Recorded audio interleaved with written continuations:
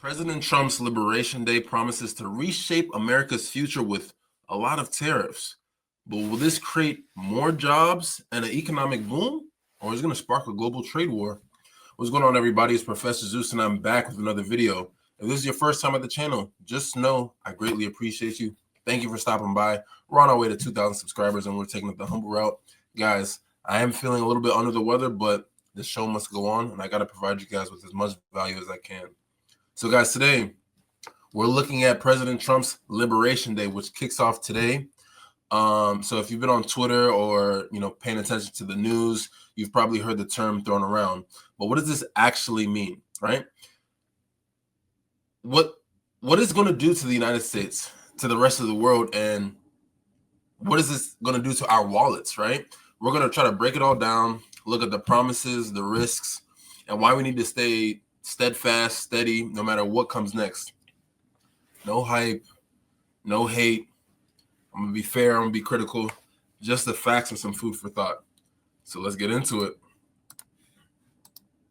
It's very difficult to build a car. So we're going to be bringing it back to a standard that is a very good environmental standard, but it makes it possible to build a car. Have you heard any concerns from the automakers, though, about the tariffs on parts that will go into effect over the coming weeks, about what that's going to mean for the price of? Well, I gave them a big break for a month. I didn't charge them anything, for a big month, for that first month. And they brought a lot of material into this country because they could bring it in without tariff. If you look at Canada and Mexico, they were driving hundreds of thousands of cars into the market because they avoid the tariffs by doing it before the tariffs go on, which would be Wednesday. And I saw some of your shows where cars are lined up for miles and miles. Some of them didn't have fenders on them. Some of them didn't have the roof on yet. They're driving it in brand new. They're driving it in because they want to avoid the tariffs. I let them have that. They sort of took advantage of it because, that wasn't part of the deal, but that's okay. They're great American car companies. And so I gave them a little break on that. Yeah. Are there any countries that you're not targeting? Well, it depends. I said it's reciprocal. Not everybody has made a fortune. Almost everybody has, but not everybody. And the ones that haven't, we're going to be very nice to them. And on a separate issue, because that word reciprocal is very important. What they do to us, we do to them. Okay. Can I just ask you briefly on President Putin? You said over the weekend, or indicated over the weekend, some frustration with him. How serious are you about imposing oil sanctions? No, I want to see him make a deal so that we stop Russian soldiers and Ukrainian soldiers and other people from being killed. But mostly it's Russian and Ukrainian soldiers. They're losing at least 2,500 human beings. Beautiful. All right. So I am going to link this video for you guys in the description so you guys can check it out. So what essentially is Liberation Day, right? In President Trump's words, it's the day Americans start getting its money and its respect back. And today, April 2nd, he's rolled out a massive wave of tariffs, which are taxes on imported goods, which are goods that come into the United States, calling it a reset for United States trade. So his whole big idea is, reciprocal tariffs.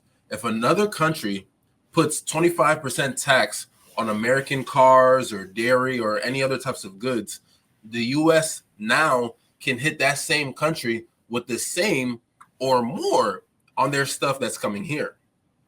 So think of it like a trade tit for tat, right?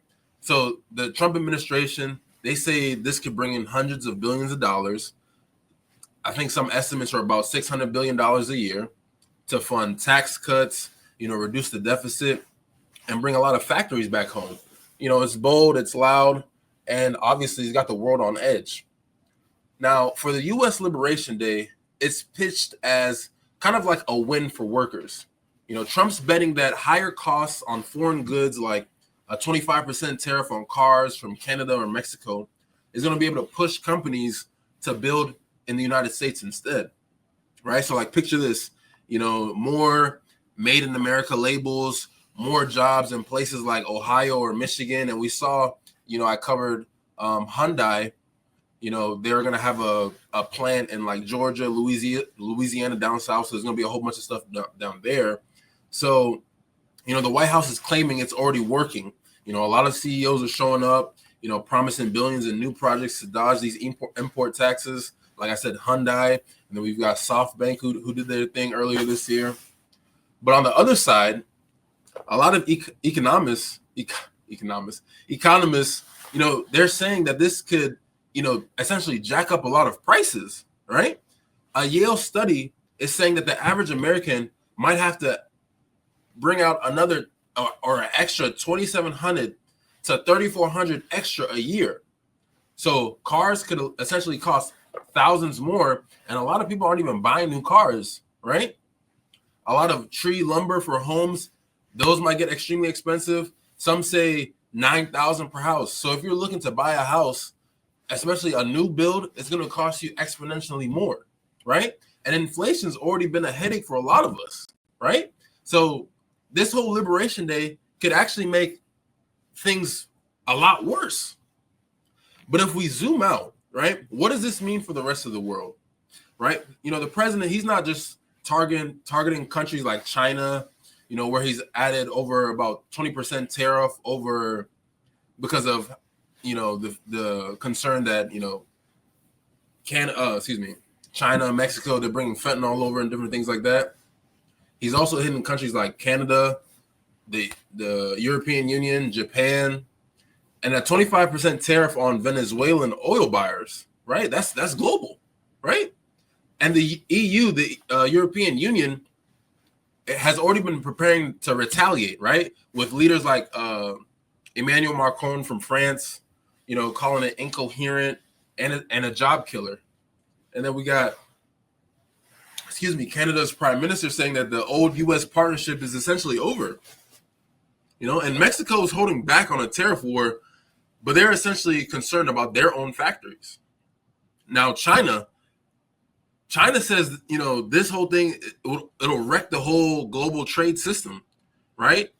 The stock market is all over the place. They don't know where to land. There's a lot of uncertainty. The stock market has just been dipping and dipping and dipping, right? Hard, right? And, Goldman Sachs, they've basically slashed their growth forecast. So they're saying that the economy is not growing.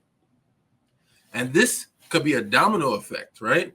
Higher costs, slower trade, maybe even a recession if it spirals. Now, where it gets tricky, President Trump, he's trying to play the long game, right? He's, made some notes and statements about, these tariffs might not even stick forever. He's saying he's opening deals. A lot of people are seeing this as a negotiation tactic, rattle the cage, then try to cut a bargain. If you look at his first term, he had tariffs on China. He placed tariffs on China, and they were like huge, right? Then he softened it when he had more conversations with China. Could that happen? Could that happen again? Maybe, or maybe not. The White House says that these tariffs kicked in immediately today, but the details are still pretty fuzzy, right? Are we matching every country's rates the same?